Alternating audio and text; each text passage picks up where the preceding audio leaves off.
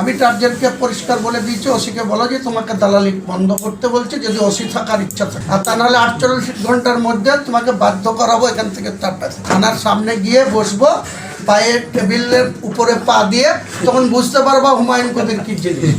Automatic তুমি এখান ছেড়ে চলে যাবে। পুলিশের বিরুদ্ধে বিতর্কিত মন্তব্যের জেরে ভরতপুরের বিধায়ক হুমায়ুন কবিরের বিরুদ্ধে মামলা দায়ের করল ভরতপুর থানার পুলিশ। উল্লেখ্য, গত শুক্রবার ভরতপুর বিধানসভা কেন্দ্রের বিধায়ক হুমায়ুন কবির ভরতপুরের এক তৃণমূল কংগ্রেসের কর্মী সভায় পুলিশের বিরুদ্ধে বিতর্কিত মন্তব্য করেন। শুক্রবার ভরতপুরের বিধায়ক হুমায়ুন কবির ভরতপুরের ওসি রাজু মুখার্জি সম্পর্কে বিতর্কিত মন্তব্য করে বলেন, টারজানকে ওসি ফোন করেছিল, আমি টারজানকে পরিষ্কার বলে দিয়েছি তুমি ওসিকে বলো যে তোমাকে দালালি বন্ধ করতে বলছি, যদি ওসি থাকার ইচ্ছা থাকে ভরতপুরের, আর তা না হলে 48 ঘন্টার মধ্যে তোমাকে এখান থেকে বাধ্য করবো তল্পি গোটাতে। থানার সামনে গিয়ে বসবো, পায়ে টেবিলের ওপর পা দিয়ে, তখন ঠিক বুঝতে পারবে হুমায়ুন কবির কি জিনিস।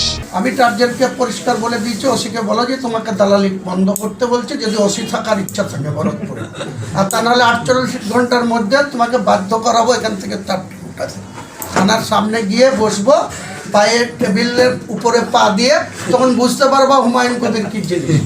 অটোমেটিক তুমি এখান ছেড়ে চলে যাবে। আর এই মন্তব্যের জেরে জেলার রাজনীতিতে ক্রমশ জল ঘোলা হয়েছিল। আর তারপরেই সোমবার হুমায়ুন কবিরের বিরুদ্ধে মামলা দায়ের করে ভরতপুর থানার ভারপ্রাপ্ত আধিকারিক রাজু মুখার্জি। মুর্শিদাবাদ জেলা পুলিশ সূত্রে জানা গিয়েছে, ভরতপুরের বিধায়ক হুমায়ুন কবিরের বিরুদ্ধে 116, 117, 119, 153, 116, 186, 505, 504, 5 ও 506 আইপিসি এবং 51 ডিএম একটা মামলা রুজু করেছে ভরতপুর থানার ভারপ্রাপ্ত আধিকারিক রাজু মুখার্জি। হুমায়ুন কবিরের এই মন্তব্যের জেরে বিরোধী রাজনৈতিক দল একাধিক প্রশ্ন তুলেছে রাজ্যের আইন শৃঙ্খলা নিয়ে এবং প্রকাশ্য সভার থানার ভারপ্রাপ্ত আধিকারিকের সম্পর্কে বিতর্কিত মন্তব্যের জন্য তৃণমূল কংগ্রেস দলকে বারবার কাঠগলায় তুলেছিল রাজ্যের বিরোধী দলগুলি। সেই জায়গায় দাঁড়িয়ে বহরমপুর মুর্শিদাবাদ সাংগঠনিক জেলা তৃণমূল কংগ্রেসের সভানেত্রী সায়নী সিংহ রায় বলেন, হুমায়ুন কবিরের এ ধরনের মন্তব্য দল কোনোভাবেই সমর্থন করে না। তার যদি প্রশাসনের বিরুদ্ধে কোনো ক্ষোভ থাকতো তিনি দলকে জানাতে পারতেন, দল নিজের মতো ব্যবস্থা নিতেন। হুমায়ুন কবিরের এই মন্তব্য কোনোভাবেই কাম্য নয়। বক্তব্যকে কোনোভাবেই দল সমর্থন করে না এবং এটা অন্যায়, এভাবে কথা বলাটাও ঠিক হয়নি প্রশাসন সম্পর্কে। যদি কোনো ক্ষোভ অভিযোগ থাকতো উনি দলকে জানাতেন, নিশ্চয়ই দলের পক্ষ থেকে আমরা একটা বসে ব্যবস্থা নিতাম। তবে এই জিনিসটা কোনোভাবেই কাম্য নয়।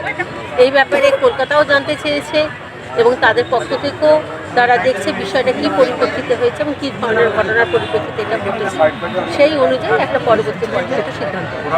এখন কেউ সামনে বলে, কেউ ফোনে বলে। ভরতপুরের বিধায়ক কী আর অন্যায় করেছে, সামনে বলেছে, সবাই তো ফোনে বলেনি। তারা এখানে পুলিশ তো নিজের ইচ্ছায় চলার ক্ষমতা নেই। সে ডিজি থেকে এইচজি অর্থাৎ ডাইরেক্টর জেনারেল থেকে হোমগার্ড সকলকেই তৃণমূলের ধমকি শুনে চলতে হয়।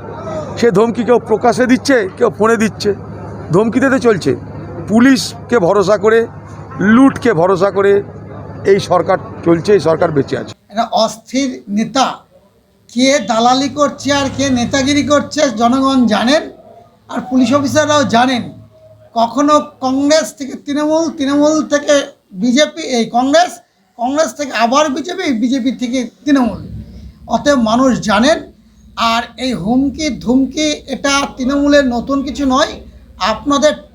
আপনাদের মিডিয়ার মাধ্যমে নিজের টিআরপি বাড়িয়ে আবার তার পুনরুদ্ধার করবার মন্ত্রিত্ব চেষ্টা করছেন। কিন্তু বাংলা মানুষ জানেন হুমায়ুন কবির ব্যতিক্রম কিছু নয়। এটা তৃণমূলের পাঠ্যবস্তুতেই আছে। আমরা বীরভূমের অনুব্রতকেও হাতে ঘড়ি দেখিয়ে আইসিকে বলতে শুনেছি, আইসির সামনে, যে এখন 12:30 বাজে, আমি 1টার মধ্যে পৌঁছে যাব, নইলে লন্ডভন্ড করে দেব। আমরা টিভির মাধ্যমে আমরা দেখলাম কলকাতাতেও, মহানগরের মতো একটা জায়গা, ভারতবর্ষের একটা A1 শহর, সেখানে তৃণমূলের নেতাদের অত্যাচারে, সন্ত্রাসে সেখানকার পুলিশ টেবিলের তলে মাথা লোকায়। এটা নতুন কিছু নয়। মুর্শিদাবাদ জেলার বারবার বিতর্কিত মন্তব্য করে সংবাদ শিরোনামে উঠে আসছে হুমায়ুন কবির। এখন দেখার বিষয় এটাই, পুলিশের পক্ষ থেকে হুমায়ুন কবিরের বিরুদ্ধে মামলা দায়ের করার পর এই ঘটনার শেষ পরিণতি কি হচ্ছে। এইখানে পায়ে পা দিয়ে ঝগড়া করতে আসে, তাহলে আমাদেরকে তার জবাব দিতে হবে। তার জন্য যদি এখানে আইন শৃঙ্খলার অবনতি হয়, তার জন্য প্রশাসনই দায়ী থাকবে।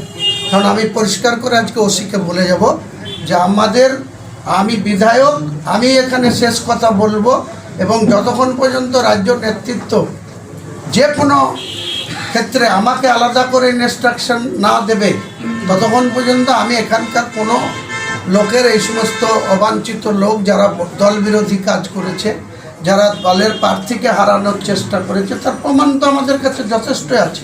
কাজে আমি প্রশাসনের কাছে কেন আপোষ করতে যাব? টার্জেনকে ওসি ফোন করেছিল, আমি টার্জেনকে পরিষ্কার বলে দিয়েছি, ওসিকে বলো যে তোমাকে দালালি বন্ধ করতে বলছে যদি ওসি থাকার ইচ্ছা থাকে ভরতপুরে, আর তা নাহলে 48 ঘন্টার মধ্যে তোমাকে বাধ্য করাবো এখান থেকে তার উঠাতে। থানার সামনে গিয়ে বসবো, পায়ে টেবিলের উপরে পা দিয়ে, তখন বুঝতে পারবা হুমায়ুন কবির কি জিনিস। অটোমেটিক তুমি এখান ছেড়ে চলে যাবো, বলবো যে আমি বেশ ভাটপাড়ায় ছিলাম, ভাটপাড়াতেই চলে যাবো। তো সেটা যেন আমাদের করতে বাধ্য না করায় কেউ, সোজা কথা। আমি কোনো অন্যায়ের সঙ্গে আপোষ করি না। আর এই 3 জন নেতা, বাকি যে কর্মী, যারা ভোটার, যারা অঞ্চল নেতৃত্ব, যারা তাদের হুইপে বাধ্য হয়েছিল, তাদের তো পুরো ক্লিয়ার করে দেওয়া হয়েছে যে কারোর জন্য আমাদের কোনো নিষেধ নাই, কারোর সঙ্গে আমাদের মেলামেশা করার কোনো আপত্তি নাই।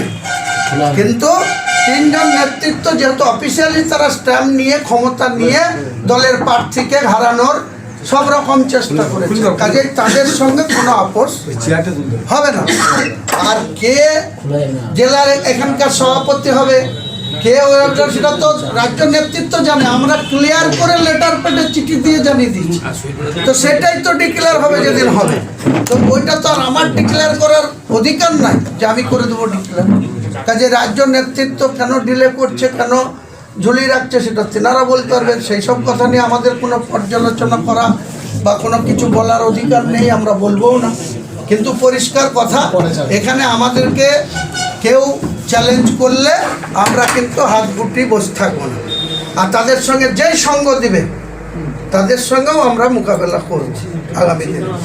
এদিকেও থাকবো, ওদিকেও থাকবো, ঝোলেও থাকবো, অম্বলেও থাকবো, এসব কিন্তু হবে।